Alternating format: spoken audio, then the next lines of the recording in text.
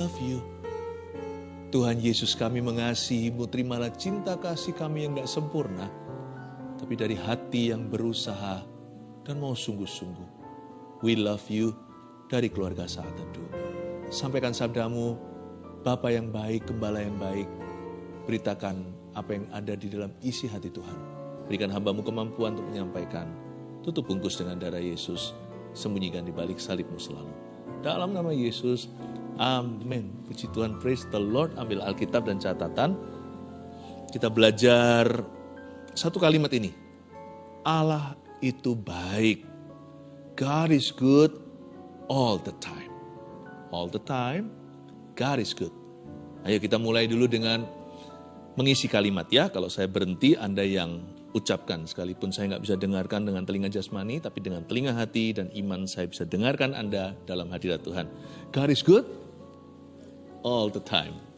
Ya, all the time, God is good. Allah itu baik. Yang percaya katakan amin. Buka bersama dengan saya di Mazmur 34 ayat 9-11 pembacaan kita. Saya bacakan. Kecaplah dan lihatlah betapa baiknya Tuhan itu. Berbahagialah orang yang berlindung padanya. Takut akan Tuhan, takutlah akan Tuhan, hai orang-orangnya yang kudus. Sebab tidak berkekurangan orang yang takut akan Dia. Singa-singa muda merana kelaparan, tetapi orang-orang yang mencari Tuhan tidak kekurangan sesuatu pun yang baik. Ayat 9 dimulai dengan kecaplah dan lihatlah betapa baiknya Tuhan itu.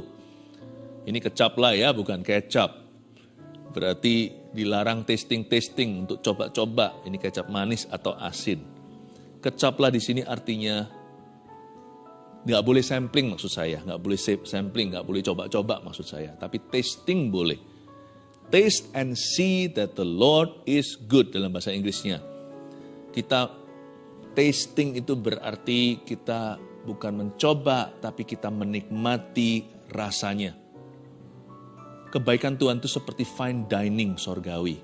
Bedanya kalau kita makan banyak-banyak, kita makannya terburu-buru apalagi sampai jatuh-jatuh, memang enak sih, memang lezat. Apalagi kalau perut lapar.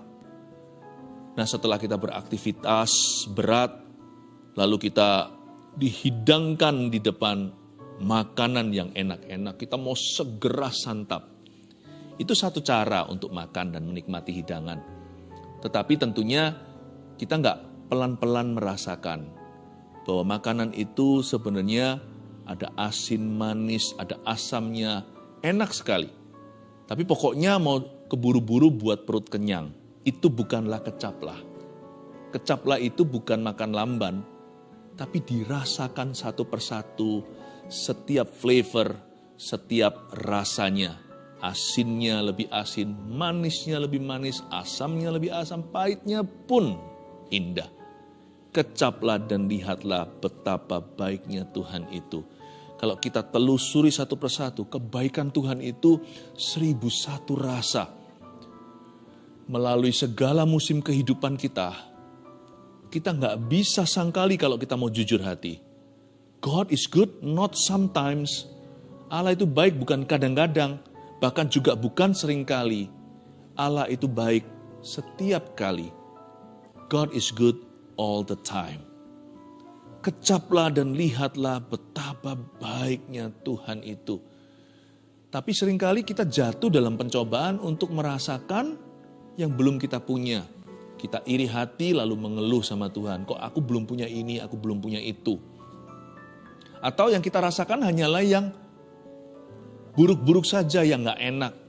Lalu kita salahkan Tuhan, padahal memang itu sudah menjadi bagian fakta realita hidup di dalam dunia yang jatuh dalam dosa. Jangan salahkan Tuhan, jangan salahkan orang lain.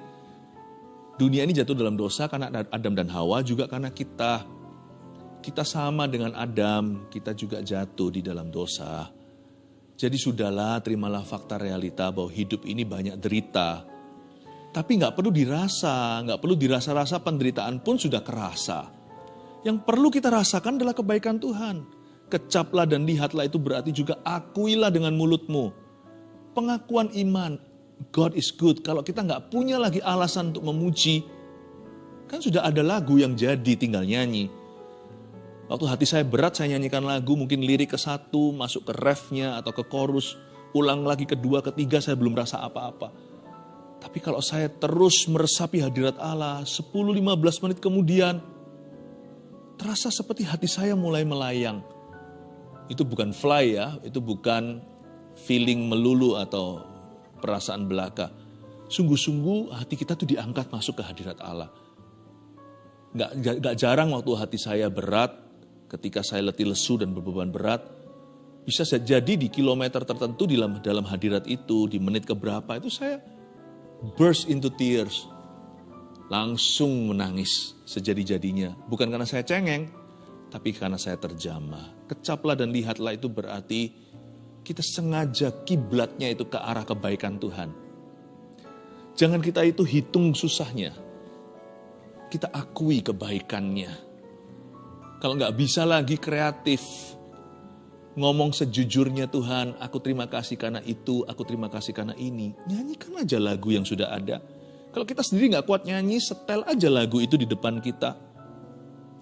Kita itu dibacem dalam hadiratnya. Basking atau mandilah, bathing di dalam kebaikan Tuhan. Bermandilah, tenggelamlah, basahilah hatimu dengan pengakuan akan kebaikannya. Akui terus kebaikan Tuhan, itulah kecaplah dan lihatlah. Kecaplah itu kan pakai lidah. Lidah bukan hanya untuk kita merasakan pahit manis asamnya. Lidah ini juga keluar suara. Lidah ini juga keluar kata-kata. Lidah ini juga keluar kalimat. Kita punya pilihan mau menggerutu atau memuji Tuhan. Mau mengomel atau berterima kasih tanpa peduli situasi. Aku tahu keadaanku gak enak nih. Aku sedang di dalam lembah kekelaman. Sekalipun ku berjalan dalam lembah kekelaman. Kita gak menyangkali keadaan. Tak akan gentar ku melangkah, sebab engkau besertaku. Tidak kita sangkali. Sekalipun ku berjalan dalam lembah kekelaman. Setelah kalimat ini kita punya pilihan untuk ngomel sama Tuhan, untuk marah, untuk kecewa. Tapi kita tidak mau. Malahan yang keluar adalah kata-kata ini. Tak akan gentar ku melangkah, sebab Yesus besertaku. Itu juga bagian dari kecaplah. Orang yang bisa mengecap akan bisa melihat kebaikan Tuhan. Kalau kita itu bisa mengakui kebaikannya saat situasi gak baik, niscaya pastilah kita akan melihat kebaikannya nanti. Tapi orang yang menggerutu dan mengeluluh, bunuh diri. Gak perlu setan membunuh. Dia bisa hancurkan diri sendiri. Orang yang ngomel saja, marah dan kecewa, kepahitan, kata-katanya menjatuhkan. Orang itu sendiri yang jatuh. Jangan-jangan kita jadi bangsa Israel yang gak bisa masuk ke tanah Kanaan karena Tuhan berkata, begini pengakuanmu, ya sudahlah, terjadilah sesuai dengan yang kau mau. Harusnya mereka bisa masuk ke tanah perjanjian, tapi hanya Yosua dan Kaleb saja, karena sisanya semuanya tidak percaya. Mereka semuanya berkata-kata yang pesimis. Mereka semua menista Allah dengan kalimat-kalimat yang disengaja. Hatimu boleh pedih, mulutmu harus tetap manis. Kecaplah dan lihatlah kebaikan Tuhan. Ini bukan berarti pura-pura. Lidah itu adalah setirnya nakoda. Lidah itulah nakodanya. Kalau hati kita lagi pahit, menusuk-nusuk, dungu seperti hewan, tapi kita tetap berada di dekatnya, biarkan lidah bibirmu itu membawamu masuk ke hadirat Allah. Bukanlah sebaliknya lidah bibir kita menyesatkan kita jauh dari Tuhan dan jatuh ke tangan setan. Janganlah hujat Tuhan. Ketika Ayub dicobai seberat-beratnya, dia tidak menghujat. Kecaplah dan lihatlah itu berarti kita sengaja dengan iman mengakui kebaikan Tuhan. Meskipun situasi kita gak baik, karakter Yesus tidak berubah, Tuhan Yesus tidak berubah. Kasih dan kuasanya dahulu, sekarang, sampai selama-lamanya. Peduli amat kita lagi ngalami up atau kita ngalami down, kita lagi ada di bukit atau di lembah. Tuhan Allah kita Hakikatnya tidak berubah. Mau kita ragu atau percaya, Tuhan adalah Tuhan. Tapi kalau kita percaya, kita diuntungkan. Kalau kita ragu, kita jadi musuh. Kita jadi musuhnya Tuhan Yesus. Jikalau kita tidak percaya, kita tidak akan masuk ke dalam istirahat yang Tuhan janjikan. Hari ini, jikalau Tuhan berbicara kepadamu, janganlah keraskan hatimu. Kecaplah dan lihatlah betapa baiknya Tuhan itu. Let your mouth agree with His promises. Biarkan mulutmu setuju dan sepakat dengan firman Allah. Berbahagialah orang yang berlindung padanya. Kata berbahagia di sini bukanlah happy, ini beyond happy, bukan hanya senang, tapi ini sukacita. Kata berbahagia di situ artinya blessedness. Diberkatilah orang-orang yang berlindung padanya. Berbahagialah orang yang berlindung padanya. Iya, dari ayat ini saya ingin sampaikan poin pertama kita. Allah itu baik. Karena Allah itu baik, kita berlindung padanya. Berbahagialah orang yang berlindung padanya. Karena kita sudah mengecap dan melihat betapa baiknya Tuhan itu. Karena Tuhan itu baik, saya nggak ragu untuk berlindung padanya atau cari perlindungan pada Tuhan. Tuhan itu bukanlah pengacara yang dua muka atau dua sisi. Tuhan bukanlah seorang yang double agent. Ada pertukaran bayangan. Di depan bilang mau bantu, di belakang malah menjual aku. Tuhan nggak begitu. Kalau sama seperti itu, kita harus uji dulu. Orang-orang yang menawarkan bantuan sama kita, kita harus uji dengan doa dan juga lakukan riset kita. Kenali dulu orang itu. Siapa tahu orangnya berjanji membantu, malah ada agenda tersembunyi, ada udang di balik batu. Bisa jadi kita mau berlindung sama dia, malah diperas sama dia. Ya kan, itu kan sudah jadi fakta lapangan hidup di dunia ini. Berapa banyak orang yang mengecewakan sesamanya. Bahkan kita pun di sini banyak cerita bagaimana dikecewakan, dikhianati, dijual oleh teman, janji palsu, PHP, pemberi harapan palsu, dan sebagainya. Allah nggak gitu. Tuhan kita itu nggak bisa berubah. No evil in Him. Dalam Tuhan itu sama sekali nggak ada kejahatan. Kalau ada satu hal saja yang merupakan kemustahilan pada Tuhan adalah Tuhan mustahil berbuat jahat. Karena Allah itu baik. Dan saya tahu dari firman dan pewahyuan, Roh Kudus beritahu di hati saya, dan ketika saya sekarang menyampaikan firman ini, Roh Kudus memberitahukan di hatimu, tiba-tiba timbul iman dan kesadaran, iya ya, Allahku itu baik 100%. Dia itu baiknya sempurna. Hanya karena sekarang aku masih alami kesusahan, bukan berarti dia gak baik. Karena Allah itu baik, mari kita berlindung padanya yuk. Tanpa rasa curiga. Tanpa rasa curiga. Dia itu mempelai pria, Yesus Kristus. Mempelai gereja di sorga. Bukankah nanti disebut sebagai pernikahan anak domba Allah itu bicara tentang gereja Tuhan dan Yesus Kristus. Kita ini punya Tuhan yang gak akan menusuk kita di belakang. Kita tuh punya Tuhan yang gak munafik, yang luar dalam, depan belakang sama. Tenanglah, kalau saya sama Tuhan sudah saya aman. Bahkan, even suffering children are safe in your arms. Dalam satu lagu, chorusnya begitu, there is none like you.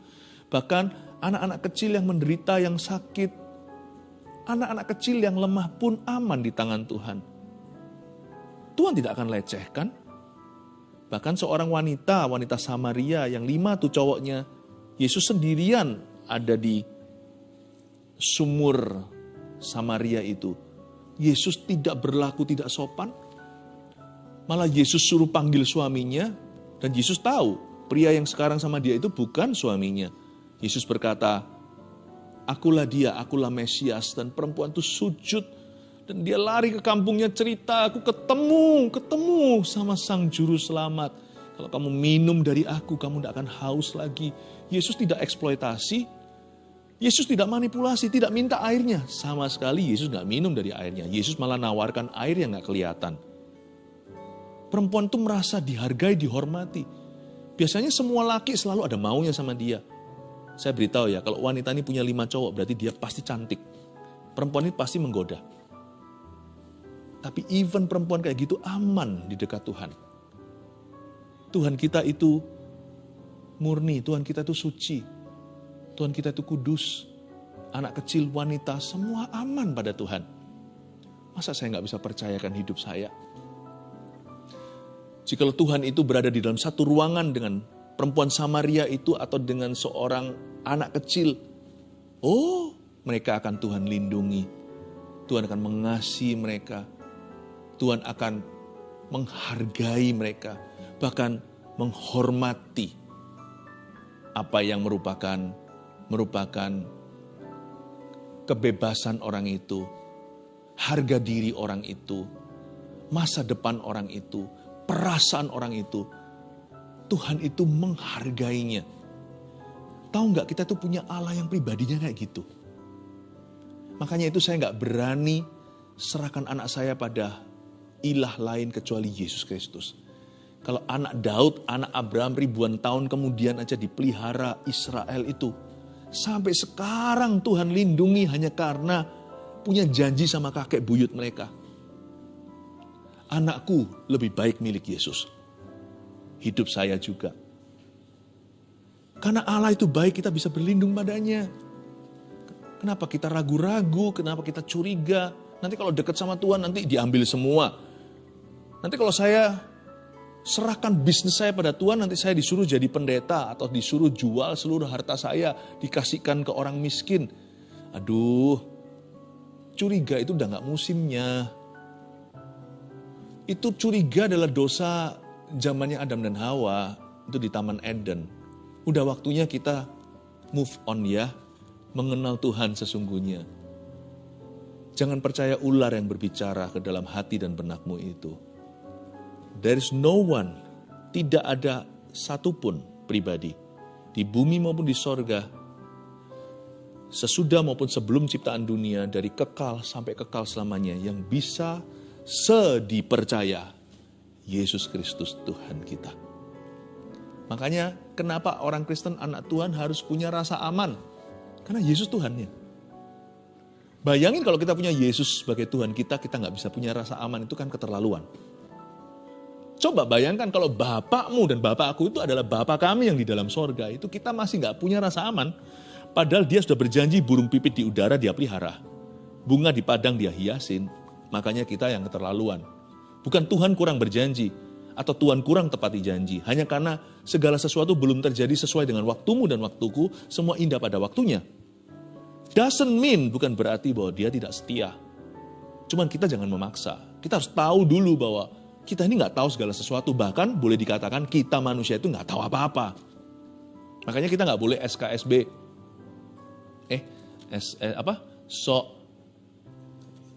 SKSD. Sok kenal, sok dekat sama Tuhan. Kita selalu belajar. Punya hati seorang murid untuk diajari. Saya juga sama, waktu saya ngajar begini, saya pun belajar dulu ya kan. Saya diajari, kita nggak boleh SKSD, nggak boleh sok kenal, nggak boleh sok dekat sama Tuhan. Kita ini nggak tahu apa-apa. Kita nggak tahu apa-apa. Karena Allah itu baik. Hendaknya kita berlindung padanya. Even suffering children are safe. Women are safe in His arm. Wanita aman. Pria apalagi, pria juga aman di tangan Tuhan. Tuhan yang ciptakan. Tuhan yang ciptakan. Luar biasa ya Tuhan Yesus itu. Ayat 10. Takutlah akan Tuhan, hai orang-orang yang kudus. Sebab tidak berkekurangan orang yang takut akan Dia. Poin nomor 2. Dikatakan di sini, takutlah akan Tuhan, hai orang-orang yang kudus. Ini kan berarti holy fear ya. Ini berarti rasa takut yang beda. Ini bukan perasaan ketakutan, ini takut kudus. Apakah itu? Nomor 2, karena Allah itu baik. Kita takut melukai hatinya. Jadi bukan takut akan Tuhan itu bukanlah takut dihukum olehnya. Wah, itu sudah enggak. Itu kita mestinya di atas level itu kalau kita kenal Tuhan. Bolehlah itu masih di level agama atau roh agamawi. Harus begini, kalau enggak begini nanti marah. Tuhan akan marah. Kita harus kasih persembahan tertentu. Atau harus menemukan barang tertentu. Harus melakukan ini dan itu. Kita harus maju berapa langkah. Pergi ke gunung mana. Jam-jam tertentu, hari-hari yang suci. Harus dipelihara. Kalau enggak nanti jangan-jangan Tuhannya marah. Saya rasa kekristenan itu bukan begitu. Iman kita itu hubungan soalnya dengan Allah. Hubungan yang dipulihkan lagi lewat tubuh dan darah Yesus. Tirai itu dirobek dari atas ke bawah ketika Golgota berbicara. Lalu antara manusia dan Allah, pemisahnya itu ditiadakan. Karena itu kalau kita takut akan Tuhan itu bukan karena ketakutan akan hukuman. Takut akan Tuhan kita itu berdasarkan kebaikannya. Jadi takut akan Allah yang kita harus alami di hidup ini bukanlah ketakutan dihukum olehnya, tetapi karena Tuhan cinta sama aku kayak begini, aku punya Tuhan se-precious atau seberharga ini, dan karena aku mengasihi Dia, aku terjamah terharu dan aku forever and ever selama-lamanya berterima kasih dan bersyukur kepadanya.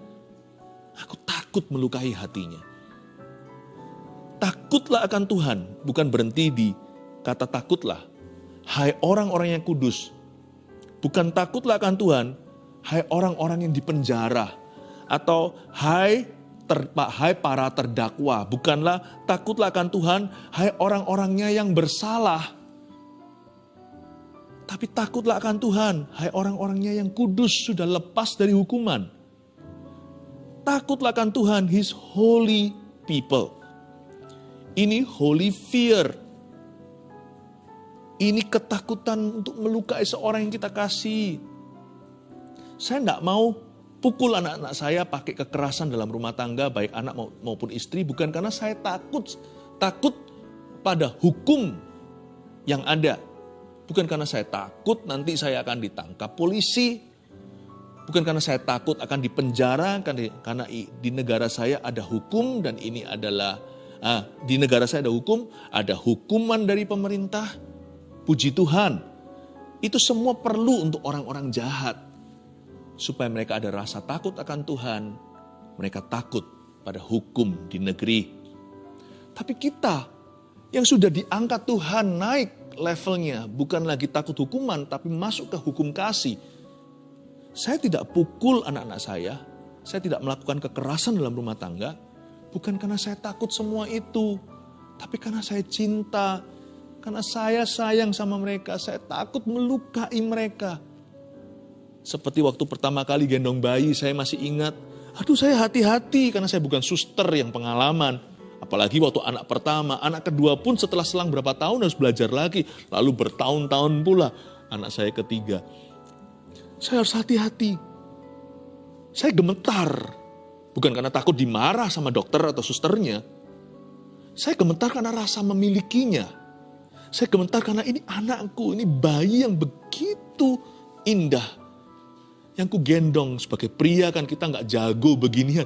Saya gendong pelan-pelan. Saya tidak mau melukai dia. Jangan sampai jatuh, jangan sampai terjadi kecelakaan. Karena saya mengasihinya. Sama Tuhan juga sama karena rasa memilikinya. Dia adalah Bapakku.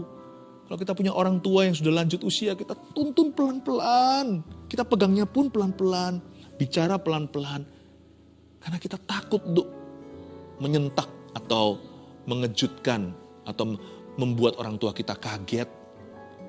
Kita takut kalau nanti pegangan kita agak terlalu kasar, terlalu kuat. Kita takut orang tua kita terluka. It's out of love. Takutlah akan Tuhan, hai orang-orang yang kudus.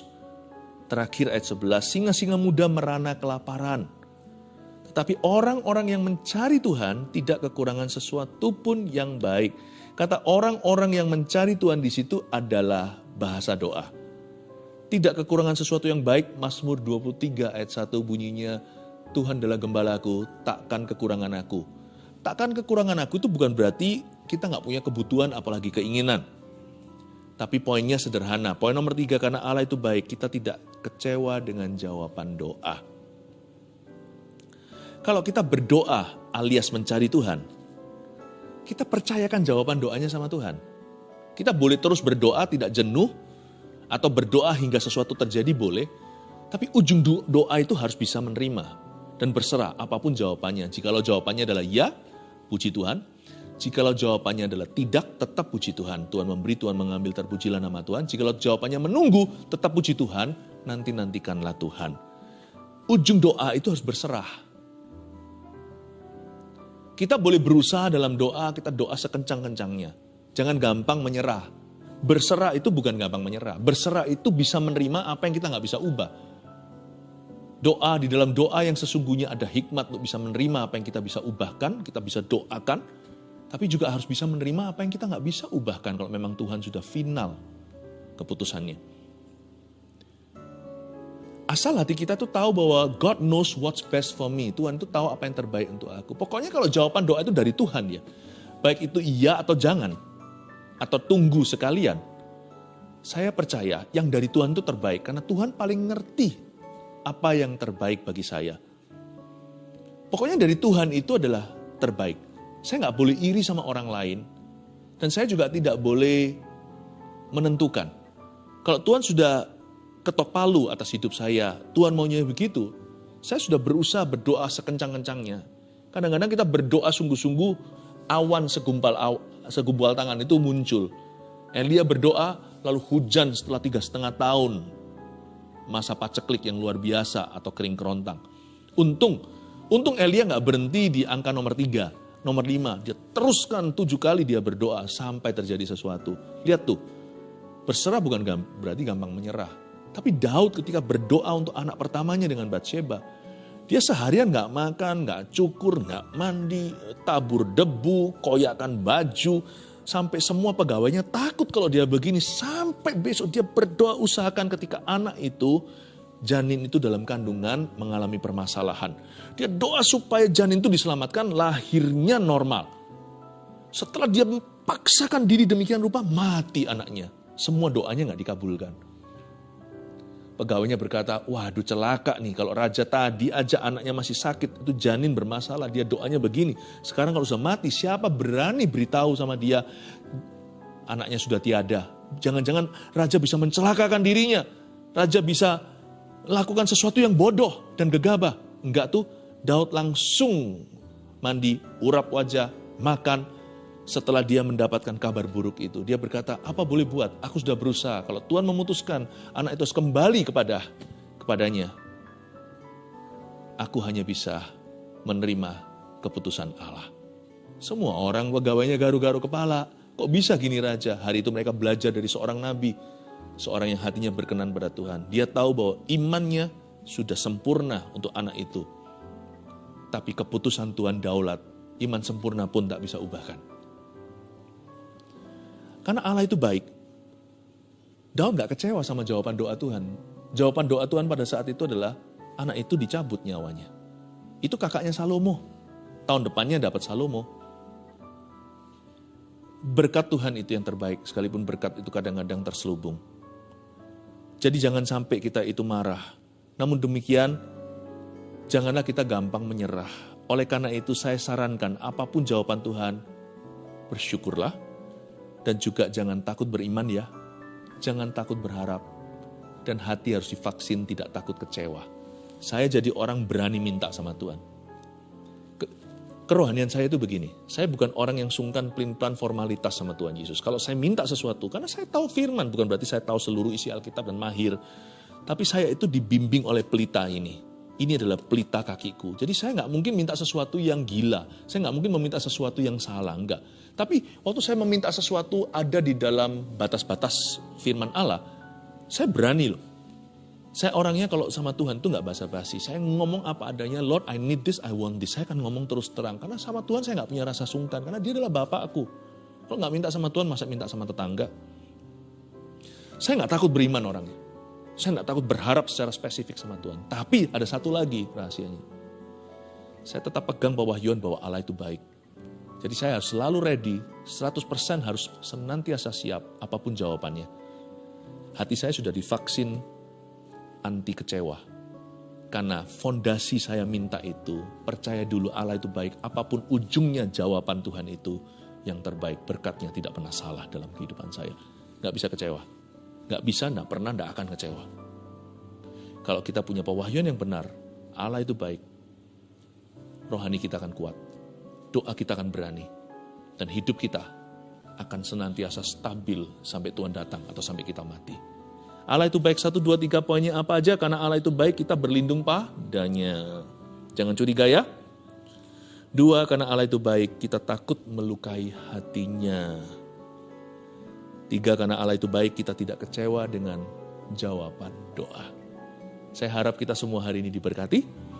Mari kita sekali lagi nyanyi.